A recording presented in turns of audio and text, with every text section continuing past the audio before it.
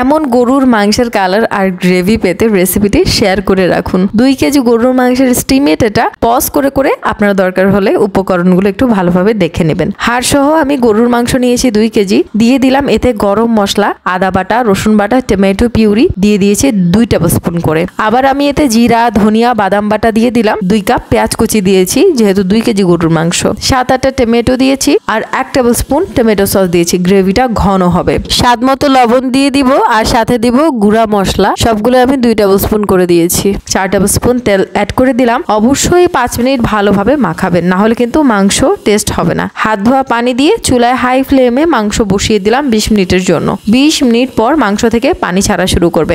এইবার 300 ml এর মতো পানি অ্যাড করে মিডিয়াম ফ্লেমে কষাবেন যতক্ষণ না পর্যন্ত মাংস সেদ্ধ হচ্ছে। মাংস সেদ্ধ হয়ে এলে 2 চা চামচ গরম মশলা, 3-4টা কাঁচামরিচ দিয়ে ভালোভাবে মিক্স করে নেবেন। লাস্টে ঘি দিয়ে ঢাকনা বন্ধ করে রাখবেন 15 মিনিটের জন্য। সেই স্বাদ হবে ইনশাআল্লাহ। রেসিপিটি যদি ভালো লেগে থাকে then do subscribe and follow me. আসসালামু আলাইকুম।